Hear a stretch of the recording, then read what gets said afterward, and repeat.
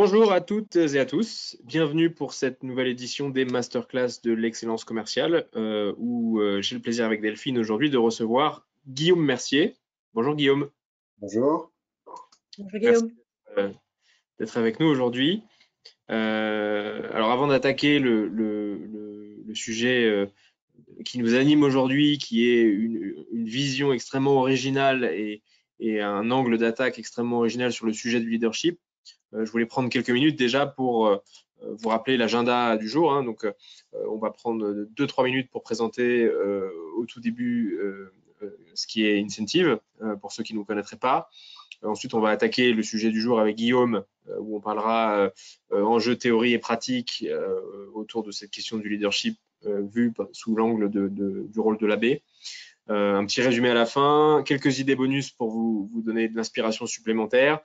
Et puis, les questions-réponses, vos questions-réponses, vous avez un petit module de questions qui est dédié à droite de l'écran et où vous pouvez nous poser vos questions et on en prendra quelques-unes à l'issue de cette masterclass.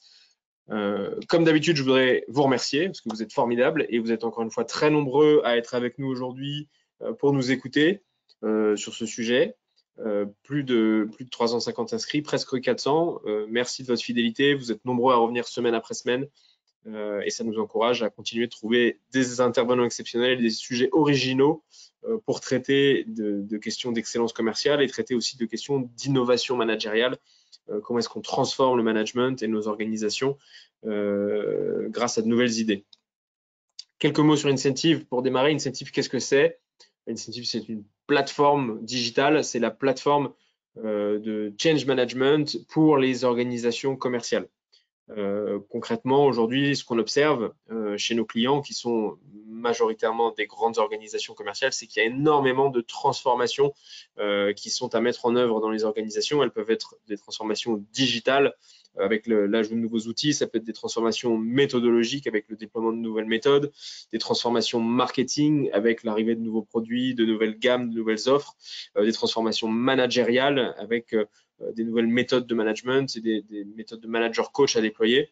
Toutes ces transformations sont extrêmement lourdes, difficiles à mettre en œuvre et difficiles à déployer jusque sur le terrain, en particulier dans les forces de vente qui sont réparties géographiquement. Et ce qu'on sait, c'est que depuis l'année dernière, le rythme de ces transformations, qui était déjà très élevé, s'est profondément accéléré. Et donc, nos clients viennent nous voir parce qu'ils ont besoin de support pour accélérer le déploiement de ces transformations et accélérer l'acquisition des nouvelles compétences et des nouvelles connaissances dans les équipes de vente. Et Incentive propose une application support qui regroupe tous les modules nécessaires pour aider vos managers à accompagner leurs équipes dans ces changements majeurs. Nous travaillons aujourd'hui dans nombreux secteurs d'activité différents, en particulier des secteurs phares comme les services financiers, banques, assurances, la santé, l'industrie, la technologie, dans lequel nous accompagnons des entreprises de taille intermédiaire à grande taille dans ces sujets de transformation que j'ai évoqués précédemment, ce qui nous permet d'avoir un scope assez large et de vous faire bénéficier de l'expérience croisée de ces différents secteurs d'activité. Voilà, en quelques mots, si vous voulez en savoir plus sur Incentive, je vous engage à entrer en contact avec nous à l'issue de cette masterclass. On se fera une joie de vous présenter notre approche et notre application dans le cadre d'un besoin spécifique de transformation qui serait le vôtre. Et nous en arrivons au sujet qui nous anime aujourd'hui, qui est l'échange avec Guillaume Mercier. Et je passe donc la main à Delphine et Guillaume pour cet échange. Merci Simon. Comme tu viens de le dire, nous sommes ravis d'accueillir Guillaume aujourd'hui. Il est professeur d'éthique à l'IESEG School of Management. Guillaume, tu es diplômé de l'ESSEC et Sciences Po Paris, tu es docteur d'études de gestion. Tes travaux et thèmes de recherche sur le comportement éthique en entreprise et tes travaux sont régulièrement publiés dans des revues scientifiques internationales comme The Journal of Business Ethics. Au Collège des Bernardins, tu as collaboré au programme consacré à l'entreprise, propriété, création collective et monde commun pendant plusieurs années. Ton parcours est aussi riche que singulier puisqu'avant d'être enseignant-chercheur, tu as été religieux, puis consultant en cabinet de conseil. Merci d'être avec nous ce matin pour nous parler donc du thème du servant leader à travers l'exemple du leadership de l'AB. Donc c'est un concept qui est apparu il y a plusieurs années déjà, et on se souvient notamment de la prise de parole d'Emmanuel Faber, le directeur général de Danone, en 2016 lors de la remise des diplômes des élèves d'HEC, lorsqu'il les enjoignait à se détourner de 3 pièges qui étaient la gloire, l'argent et le pouvoir, pour au contraire devenir des leaders au service du bien commun. Donc, est-ce que tu peux nous expliquer un petit peu comment tu peux développer ce concept de servant leader à travers l'exemple du leadership de l'abbé?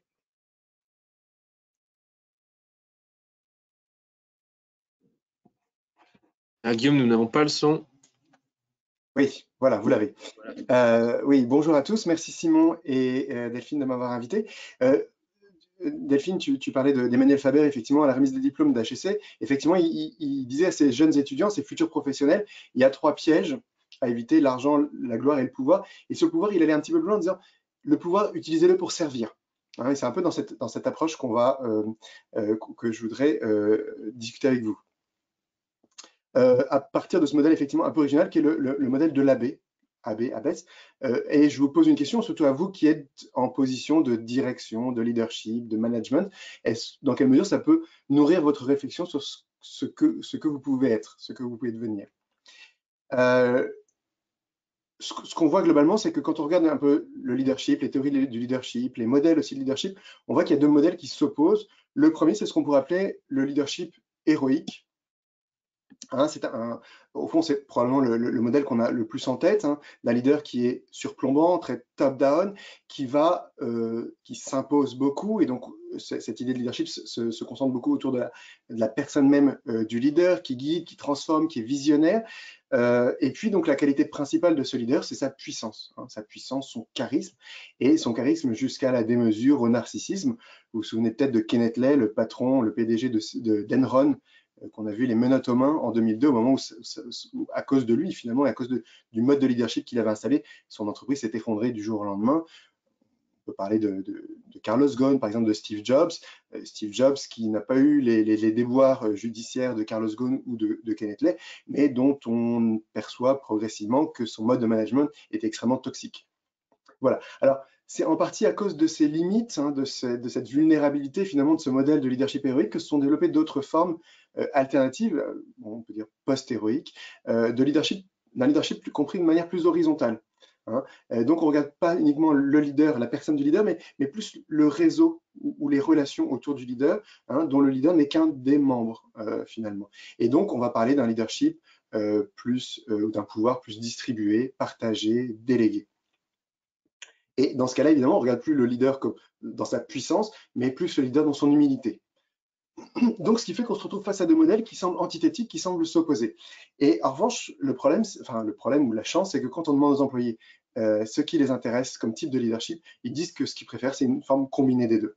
En simplifiant, ce qu'ils veulent, c'est direction et délégation, c'est distance et proximité, organisation stratégique, approche stratégique et approche opérationnelle, ou pour résumer, en prenant ces 2 directions, le vertical et l'horizontal. Ce que Paul Ricoeur, comme philosophe, aussi comme directeur de l'université de la Sorbonne, avait essayé, lui avait échoué au moment de mai 68, de combiner le hiérarchique et le convivial. Pour Paul Ricoeur, c'est un rêve impossible, et son expérience comme patron de l'université de Nanterre lui disait que c'était compliqué ou difficile. Je voudrais vous montrer, à travers ce modèle particulier, qu'est le modèle de l'abbé, que c'est possible. Et c'est la première de mes 2 propositions, c'est que l'abbé, il nous propose une forme combinée et harmonieusement combinée de leadership vertical et horizontal. Mais en allant plus loin, ce qui m'intéresse, c'est pas tant de voir si l'abbé arrive à être à la fois un leader vertical et horizontal, que de voir que l'abbé, il nous propose de redéfinir ce qu'est le leadership et de le redéfinir à partir de la finalité du leadership. Hein. Ce qui importe, c'est pas le mode de leadership vertical, horizontal, je ne sais quoi, c'est la finalité. Et la finalité que propose le modèle de l'abbé, le pouvoir pastoral, le pouvoir abbatial, c'est le bien des autres et le bien de tous, le bien commun et le bien personnel.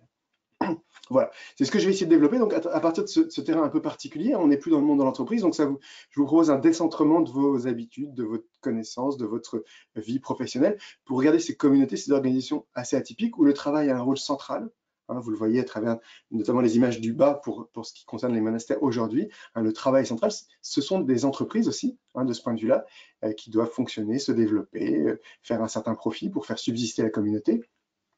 Mais c'est une communauté plus large, une communauté de prière, de vie. Hein, c'est une communauté totale dans le sens que les membres y vivent 7 jours sur 7, 24 heures sur 24, 365 jours par an, ce qui fait que ces questions de leadership sont beaucoup plus importantes, graves, parce qu'elles n'influencent pas qu'une partie de la vie, mais toute la vie des membres de la communauté. Hein. Vous quittez votre patron le soir, le week-end, eux jamais. Voilà. Hein. Donc une expérience qui permet d'aller plus profondément à voir quels sont les modes de leadership qui sont vivables dans des conditions extrêmes où on est tout le temps ensemble. Voilà, et donc ces communautés, elles sont gouvernées par un abbé ou une abbesse. Vous avez à gauche la figure tutélaire de Saint Benoît qui a fondé les monastères bénédictins. Saint Bernard de Clairvaux est un grand nom, et puis à droite, vous avez des abbesses et des abbés contemporains. Voilà, c'est à eux qu'est confié le gouvernement de ces communautés, ce qu'on pourrait appeler le pouvoir pastoral, c'est-à-dire ce sont les bergers de leurs troupeaux. Cette notion de pouvoir pastoral, elle est assez ancienne. On la trouve en Orient, notamment à Babylone, en Égypte, et puis on la trouve de manière très, très importante chez les Hébreux. Moïse, c'était le pasteur. Il a été d'abord pasteur d'un troupeau, puis il est devenu pasteur du peuple juif. Et puis, elle s'est transmise, cette image du pasteur, du bon berger, aux chrétiens, évidemment, assez logiquement, des Hébreux vers les chrétiens, et notamment Jésus, le bon pasteur, le bon berger. Les images que vous voyez ici sont des images, des représentations assez antiques de Jésus, le bon pasteur. Voilà. Alors, ce pouvoir pastoral a été un peu travaillé par un philosophe récent, Michel Foucault. Il l'a étudié parce qu'il s'y intéressait, parce que c'est pour lui la première forme de gouvernementalité en Europe. C'est-à-dire que c'est la première fois qu'en Europe, un pouvoir s'intéresse à la conduite des hommes, non pas à la direction d'un pays, d'un État, d'une ville, mais à la conduite des hommes. Et ce pouvoir pastoral, il le définit par sa bienfaisance ou sa bienveillance. Il est tout entier défini par sa bienfaisance. Le pouvoir du pasteur, il est en vue de faire le bien des brebis. Voilà. Et puis, en allant un peu plus loin, Michel Foucault donne 3 caractéristiques du pasteur. Et ce sont ces 3 caractéristiques que je vais essayer de développer. Il guide vers le salut. Alors, pour des moines, pour des chrétiens, le salut post-mortem, mais aussi le salut immanent de cette communauté qui avance dans ce monde. Il prescrit la loi et il enseigne la vérité. Donc, 3 thèmes que Michel Foucault a développés, lui, d'un point de vue comme historien de la pensée, si on peut dire historien des tendances, donc regardant le passé. Moi, je l'ai regardé au présent, aujourd'hui, en conduisant des entretiens dans une douzaine de monastères auprès de membres de ces communautés, ayant eu ou non des fonctions d'abbé ou d'abbesse, ou étant simple moine, entre guillemets. Voilà. Évidemment, chaque abbé, chaque leader monastique, chaque monastère aussi a sa propre culture et son propre type de pouvoir pastoral. Moi, ce que je vais essayer, c'est de vous faire une forme de proposition un peu synthétique. Donc, l'abbé, il guide vers la fin, il prescrit la loi et il enseigne la vérité. D'abord, il guide vers la fin parce qu'il est le père. Il est le père de la communauté au sens premier. Abba, en araméen, c'est papa, père. Donc, alors, juste, je vous dis sur mes slides, ce qui est en bleu, ce sont des citations, des verbatims de mes entretiens. Donc, ce sont des membres de ces communautés qui m'ont dit ce qui est entre guillemets en bleu. Donc, un moine me disait, l'abbé, c'est celui qui fait l'unité, c'est celui qui éduque, qui fait monter en capacité, grandir, qui montre le but. Et là, on trouve des mots, effectivement, qui sont, disons, dans le champ lexical de ce qu'est un père de famille. Un père.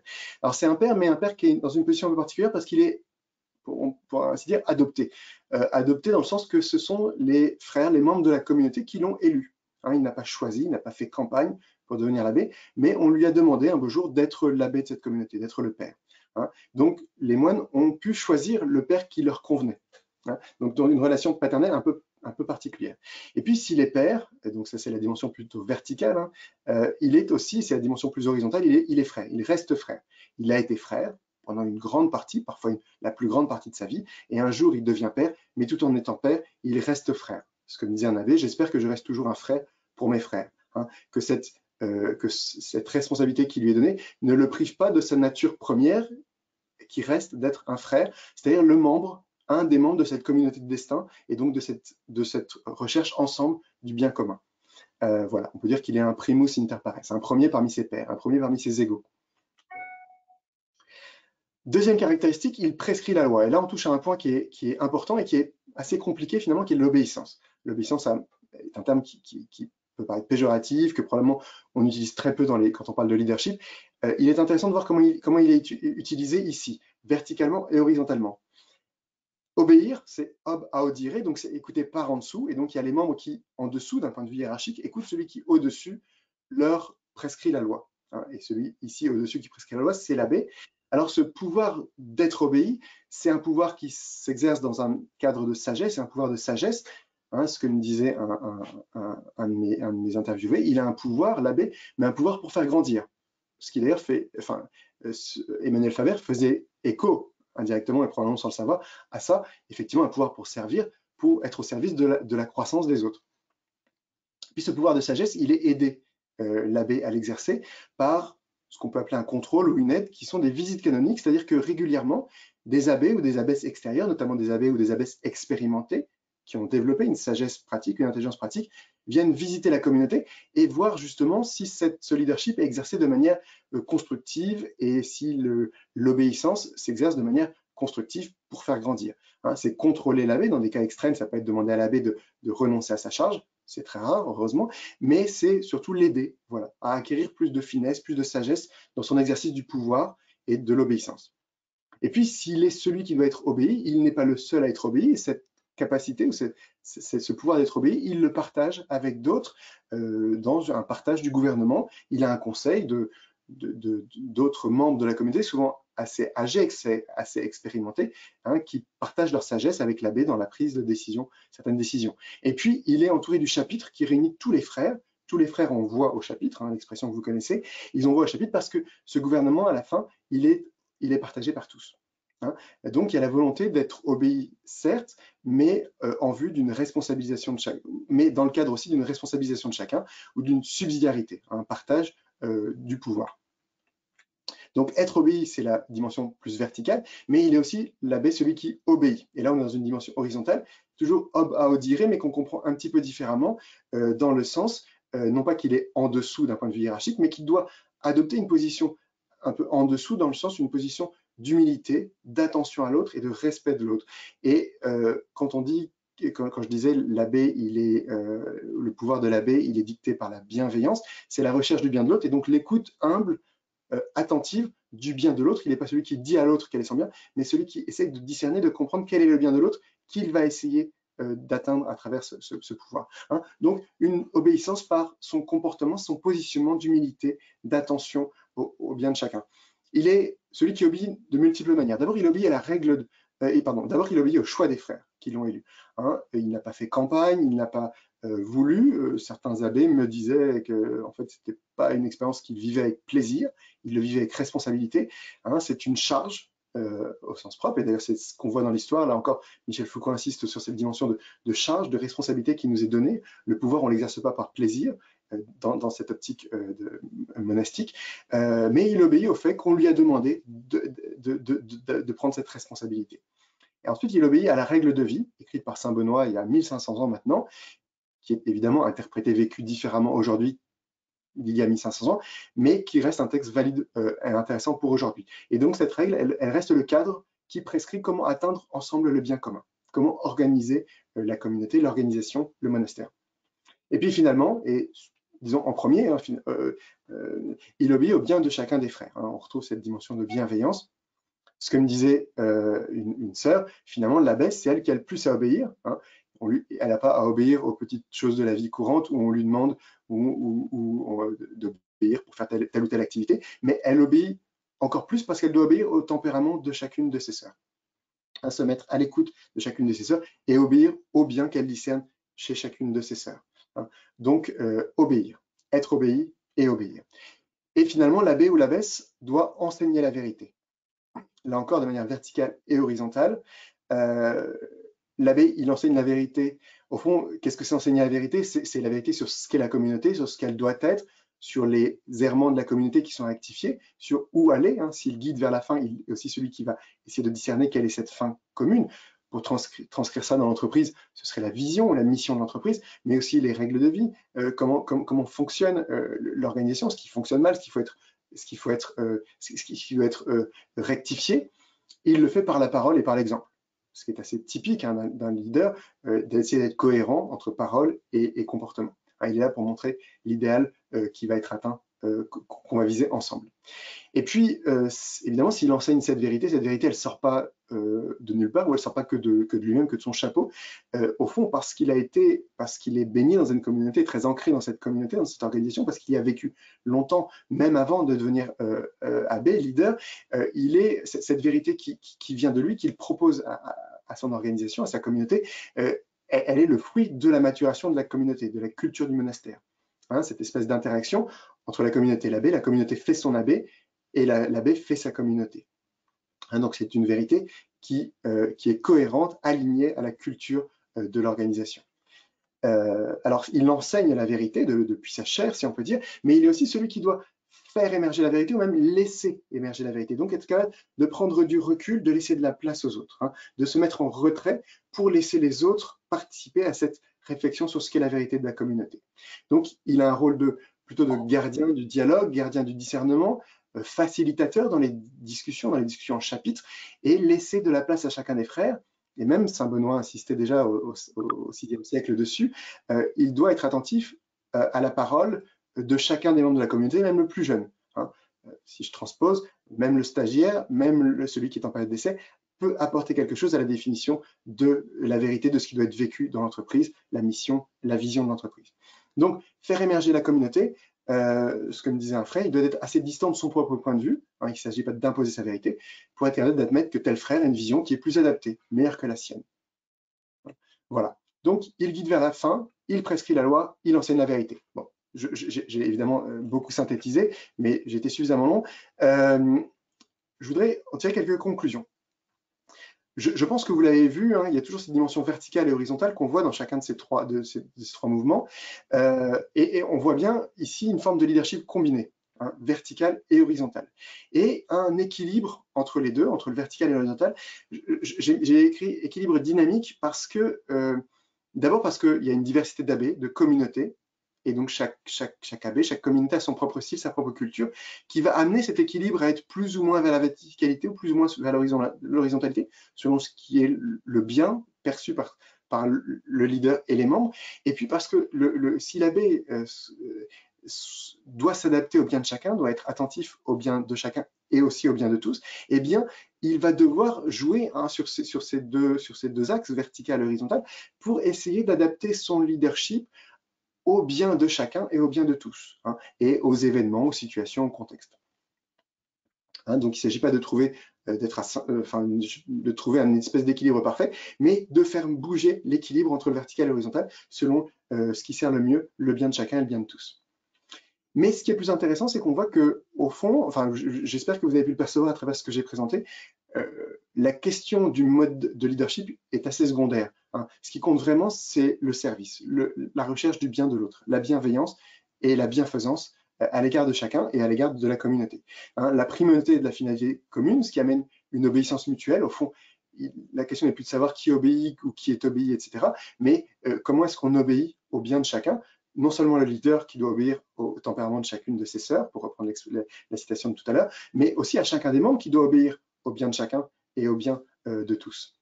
Hein, voilà, avec l'importance finalement d'être un organisateur d'un dialogue, d'un discernement qui prend tout son sens quand il est commun. Donc primauté de la finalité commune, du bien commun, et puis primauté du bien des autres, un pouvoir non pas descendant ou par en dessus, mais un pouvoir qui cherche justement à faire grandir, pas à baisser, pas à écraser, mais à faire grandir, à responsabiliser, à mettre les membres en capacité. Alors, tout ça vous paraît probablement assez abstrait, j'espère intéressant, mais probablement assez éloigné de votre vie courante, éventuellement de manager, de leader. Alors, ah oui, pardon, dernier point avant de passer à mon espèce d'extrapolation vers l'entreprise.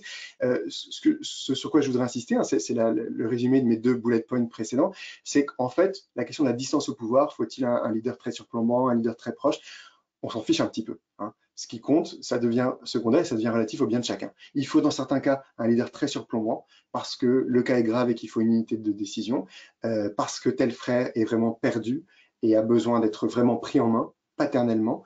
Et puis parfois, il faut un leadership très horizontal parce que c'est une décision importante à prendre qui demande l'assentiment, l'acceptation de tout le monde. Et donc, il faut prendre le temps.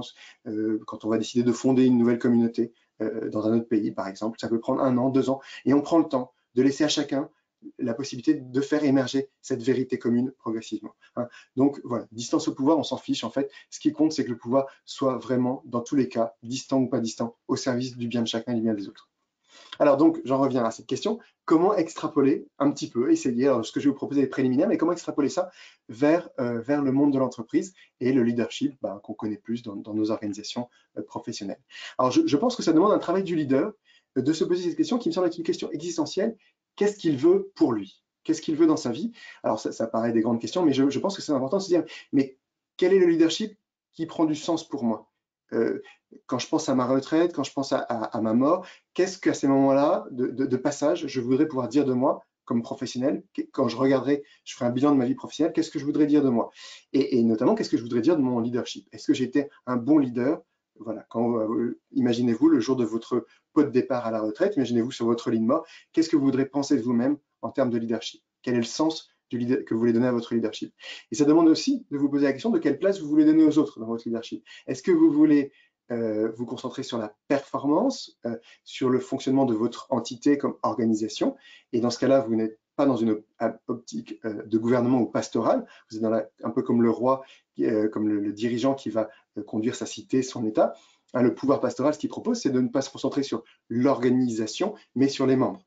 Hein. On conduit des personnes, on gouverne des personnes dans cette optique pastorale. Et voilà, est-ce que vous voulez finalement transformer votre leadership d'un leadership tourné vers le succès de l'entreprise à un leadership tourné vers le bien de chacun des membres de votre équipe ou de votre entreprise? Ça demande certaines vertus morales, d'humilité, de décentrement. C'est renoncer à une vision qu'on a souvent liée au leadership héroïque, hein, un pouvoir, etc. C'est renoncer à ces éléments-là. Et donc, ces questions-là peuvent vous paraître anodines. Est-ce que je veux être un leader pastoral? Est-ce que je veux être bienveillant, humble? Ce sont des questions exigeantes et qui demandent une forme d'ascèse, de renoncement, d'oblation, d'offrande du pouvoir que peut-être depuis des années vous espérez atteindre en vue de ce nouveau type de leadership. Et puis ça demande une forme d'intelligence pratique, hein, une capacité de discernement pour arriver à sentir, à comprendre le bien de chacun. Évidemment, si vous n'êtes pas capable de comprendre le bien de chacun des membres de votre équipe, et son bien réel, eh bien, vous ne pourrez pas l'aider à atteindre ce bien. Hein. Et donc aussi une intelligence pratique de l'équilibre entre ces deux formes verticales et horizontales. Est-ce qu'avec telle ou dans telle ou telle situation, il faut être plus ou moins vertical, plus ou moins horizontal? Ça demande aussi un travail des membres, en fait, aussi, hein, puisqu'on n'est pas uniquement sur le leader, mais sur toute l'organisation et la recherche du bien commun, des membres qui doivent définir ou redéfinir l'organisation comme un espace de confiance, de respect, notamment dans leur relation avec leur leader. Ça demande qu'ils acceptent, qu'ils veuillent prendre part à la responsabilité commune, notamment la responsabilité sur la définition du bien commun, la vérité de l'organisation, la mission, la vision, qu'ils acceptent, qu'ils veuillent être co-créateurs, hein, participer à la réflexion commune. Et ça, de fait, certains membres n'ont pas envie. Et puis, s'ils participent au discernement commun, à la réflexion commune sur ce qu'est l'organisation, sur ce qu'elle doit être, eh ben, il faut qu'ils aient eux aussi une forme de discernement, une forme d'intelligence pratique de ce qu'est l'entreprise, de ce qu'elle peut être en vue du bien de chacun et du bien de tous. Et puis, je pense un point intéressant qui n'est pas forcément facile à mettre en place, mais qui me semble pertinent, c'est de considérer que les membres, c'est aussi parmi eux que vont émerger les futurs leaders. Peut-être que le leader de votre équipe, de votre entreprise, il viendra de l'extérieur, qui sait, mais de concevoir les membres comme aussi le foyer d'accueil des futurs leaders, là où vont germer, maturer les futurs leaders. Je pense que c'est intéressant pour s'obliger à une forme de très grande unité de leadership et de culture commune. Qu'est-ce qu'on veut vivre ensemble, hein, et comment est-ce qu'on veut vivre et comment est-ce qu'on conçoit ensemble le leadership. Et puis finalement, ça demande un petit travail des institutions au sens des organes d'organisation, si j'ose dire, hein, d'arriver à créer des lieux de manière formelle ou informelle de consultation, de débat. Ça peut être informellement la machine à café, plus formellement des réunions, des lieux où chacun peut avoir voix au chapitre, discuter, partager et co-construire cette vérité de ce qu'est l'organisation, de ce qu'est sa mission, etc.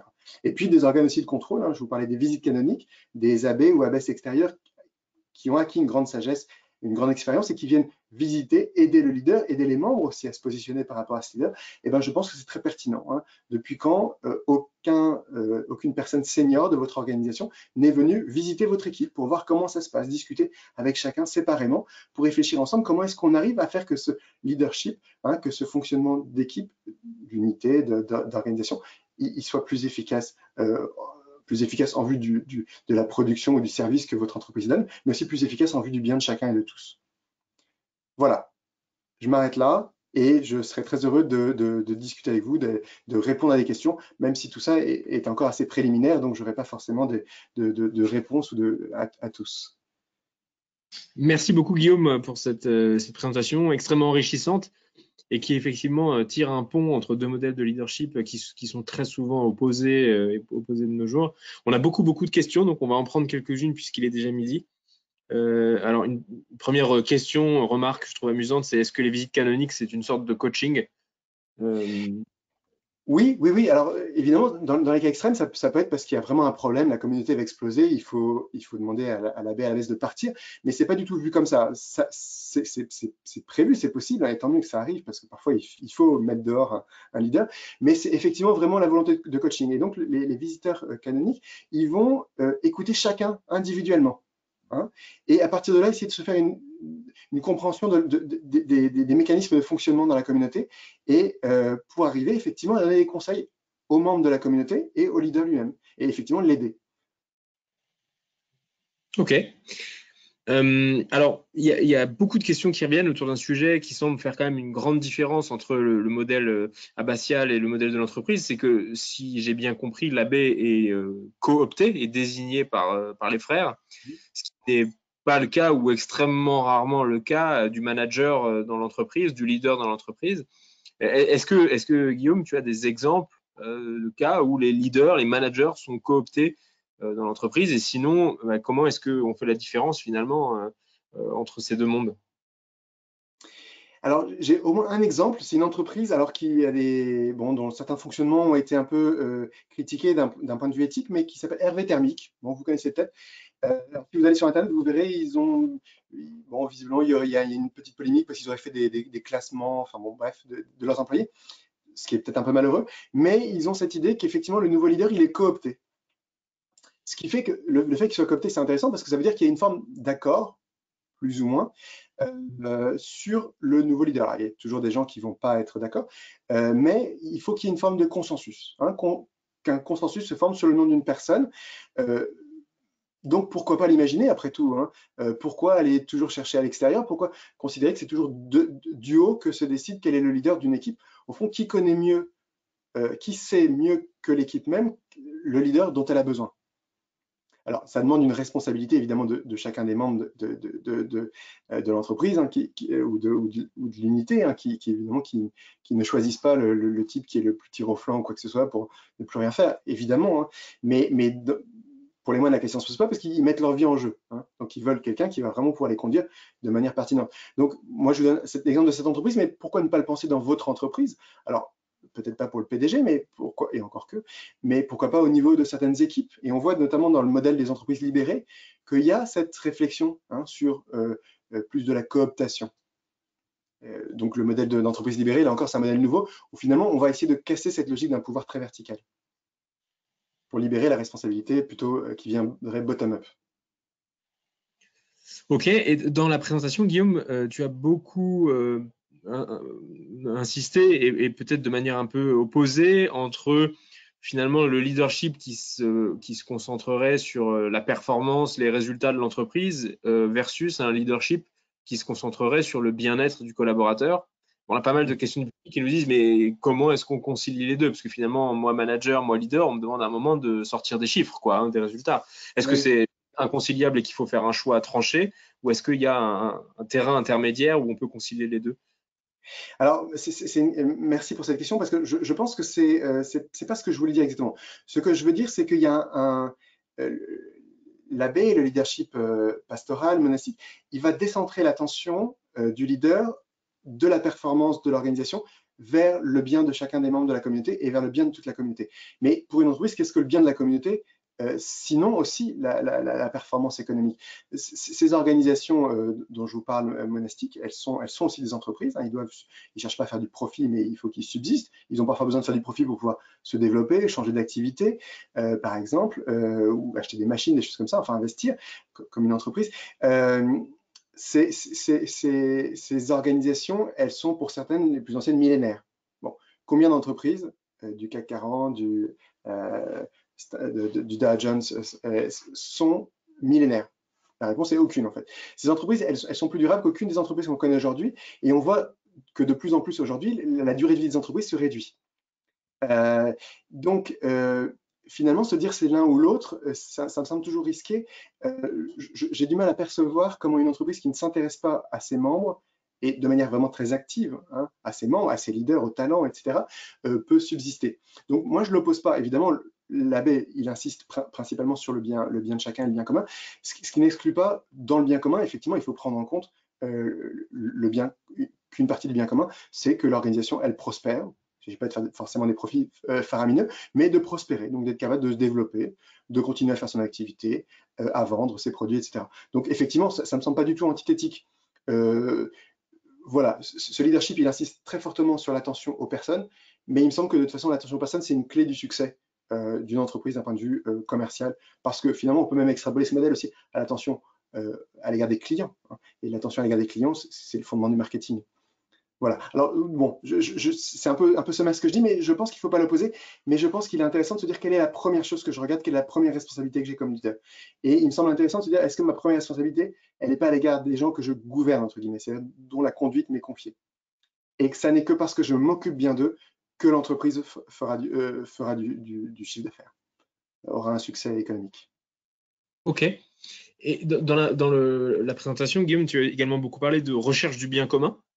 Et un auditeur qui nous pose la question en disant finalement, est-ce que le collaborateur n'est pas fondamentalement un individu qui agit pour son bien à lui avant le bien commun? Et est-ce que même c'est pas le fondement de l'économie capitaliste, de l'économie de marché, se dire que c'est la recherche du bien individuel de chacun qui finalement maximisera le bien commun? Comment est-ce qu'on fait pour recréer cette recherche du bien commun en entreprise et sortir du bien individuel? Eh bien, je pense que c'est vraiment ce que je disais à la fin. Le leader doit s'interroger sur le sens de sa vie à lui. Et effectivement, s'il dit le sens de ma vie, c'est d'avoir du pouvoir sur les autres, de l'argent et de la gloire, il faut pas s'intéresser à ce modèle-là. Donc, ça demande certains leaders, hein, que le leader se demande mais quel est le sens de ma vie? Qu'est-ce qui va faire que je pourrais dire j'ai été un leader heureux, hein, et ça demande aussi, non pas que le leader adopte cette posture, mais que les autres membres aussi adoptent. Et effectivement, hein, si on se rend compte que les gens de son équipe n'ont rien envie de faire ensemble, hein, qu'on est en train de gérer des individus qui chacun vise son intérêt dans sa propre réflexion professionnelle et qui sont là de passage, hein, pour 2 ans avant d'aller chercher un autre job à l'extérieur, là évidemment ce modèle il devient plus compliqué. Et de ce point de vue-là, ce modèle il est pré-libéral, dans le sens que effectivement l'individualisme c'est quelque chose qui nous marque beaucoup aujourd'hui, qui émerge disons 18e siècle, ce regard très individualiste sur la vie, hein, je regarde ma vie et je m'intéresse plus à la communauté. Là, on est face à un modèle qui est pré-individualiste. Il me semble que l'individualisme, il montre aussi beaucoup de ses limites aujourd'hui, hein, parce qu'on voit que les gens ne sont pas heureux au travail, on voit que je pense que le fait que les employés soient beaucoup très individualistes est aussi lié au fait qu'ils ont perçu que les entreprises ne leur proposaient pas beaucoup mieux, hein. Il y a un certain nombre de sociologues ont travaillé sur ces questions, hein, le fait que tous ces gens qui ont vu leur père se faire virer du jour au lendemain à 50 ans ou 55 ans après avoir passé 30 ans dans la même entreprise, tous ces gens qui ont eu des expériences malheureuses dans l'entreprise, qui ont vu que leur entreprise ne s'engageait pas pour eux, comment peuvent-ils s'engager pour l'entreprise, hein? Donc, il y a effectivement, quand je disais, les membres, ils doivent redécouvrir l'organisation comme un espace de confiance et de respect. Effectivement, il y a quelque chose à recréer, au-delà d'un individualisme où chacun vient chercher son intérêt au boulot et on se quitte en n'ayant rien créé ensemble. Et donc, ça veut dire qu'il y a effectivement certaines personnes, membres ou leaders, qui probablement trouveront, peut-être certains d'entre vous qui écoutez, trouver ce modèle sans intérêt, parce que c'est hors de votre vision du monde. Voilà. Pour terminer, Guillaume, on a pas mal de questions aussi autour de la confiance, des gens qui nous disent mais est-ce qu'il n'y a pas un prérequis d'une grande confiance entre les membres pour avoir ce style de leadership? Et j'extrapole un peu la question en disant si je suis aujourd'hui dans une organisation qui est, on va dire, avec un niveau de confiance assez faible, avec un management très autocratique? Est-ce qu'il n'y a pas un risque de passer trop brutalement au servant leadership sans avoir les prérequis, le contexte, les fondements nécessaires à ce que ça se passe bien finalement, et d'ouvrir des abus dans tous les sens, quoi? Oui, tout à fait. Alors ça, c'est effectivement, si ces questions-là vous intéressent, je vous recommande d'aller creuser la question du leadership de l'entreprise libérée, où on voit effectivement que de responsabiliser beaucoup les membres, parfois, ça peut être compliqué. Ça peut être dur. Parfois, ils n'en ont pas envie d'ailleurs. Au fond, il y a plein de gens qui sont contents d'avoir un leadership très vertical, un peu paternel, qui, voilà, ça les intéresse pas d'être responsabilisés, d'être mis en capacité. Hein. Donc, ça demande effectivement une grande finesse de discernement. Qu'est-ce qui est bon pour mon équipe? Et donc, effectivement, peut-être commencer je pense, à son niveau. Alors, vous allez me dire, parfois, certains peuvent être patrons, mais au niveau de sa petite équipe, hein, ou des relations qu'on a avec les différents services proches. Il ne s'agit pas de transformer l'entreprise du jour au lendemain. Il s'agit d'abord, au fond, de se transformer soi-même quand on est leader et même quand on est membre, et puis d'essayer de construire les choses effectivement progressivement. Hein. L'entreprise libérée, ces modèles-là, parfois, ils sont assez violents. Hein. On change du jour au lendemain sans que les gens aient été préparés et puis évoluer. Il faut construire une confiance, il faut construire une mise en capacité progressivement. Et une volonté commune, hein, pour revenir à la question précédente, effectivement, des gens qui ont été formatés dans une forme d'individualisme avec l'impression qu'ils ne pouvaient rien recevoir de l'entreprise, si d'un coup on leur dit bah, maintenant on va chercher votre bien, voilà, il faut un peu de temps, il faut que les choses se tissent progressivement, que la confiance se crée progressivement. Super, merci beaucoup Guillaume, il est 12h10, je vois l'heure tourne et les gens qui commencent à nous quitter. Une dernière question avant de se quitter. On a une question très intéressante sur l'exemplarité. Comment est-ce que moi, dans mon équipe, je peux mettre en place une approche de management, de servant leadership et de management bienveillant si au-dessus de moi, j'ai un leader qui se comporte comme un leader héroïque à l'ancienne? Alors, c'est compliqué. Essayez d'en parler avec lui, hein, de lui poser ces questions du sens de son leadership, de l'importance des autres. Essayer de voir si on peut avoir une influence sur lui pour le faire changer. Bon. Et puis se dire, au-dessus, si on est dans une relation de pouvoir traditionnelle, je n'ai pas de pouvoir, justement. Mais peut-être que j'en ai vis-à-vis des gens, disons, en dessous d'un point de vue hiérarchique. Donc peut-être que même si j'ai un boss au-dessus de moi, j'ai peut-être des gens à côté de moi, en dessous de moi, hein, d'un point de vue hiérarchique, avec qui je vais pouvoir essayer de créer ça. Et peut-être qui sait que ce petit essai avec mon équipe de 2, 3, 25 personnes va porter du fruit parce qu'on va voir que ça marche, que c'est bien, que les gens sont plus heureux, peut-être que même la performance augmente, etc. Et peut-être que ça va donner des idées aux uns et aux autres, et peut-être même à votre patron plus tard. Voilà. Génial. Merci beaucoup Guillaume, merci infiniment pour ce partage extrêmement riche. On a eu beaucoup de monde aujourd'hui, beaucoup de questions, on n'a pas pu toutes les prendre. Ça prouve que le sujet a beaucoup intéressé et a fait réagir. En tout cas, c'était vraiment une vision extrêmement neuve et éclairante du rôle du leader. Donc, merci Guillaume. De notre côté, on se retrouve la semaine prochaine, Delphine, avec Charles Pubasset, qui va nous parler des alliances intergénérationnelles. Voilà, encore un sujet passionnant. Donc, je vous donne rendez-vous pour la prochaine édition de cette masterclass jeudi prochain, 11h30. Vous recevrez bien sûr une invitation dans votre boîte mail en début de semaine. Merci Guillaume, merci Delphine, merci à tous de nous avoir suivis. Je vous dis bon appétit et à la semaine prochaine. Merci. Au revoir. Au revoir.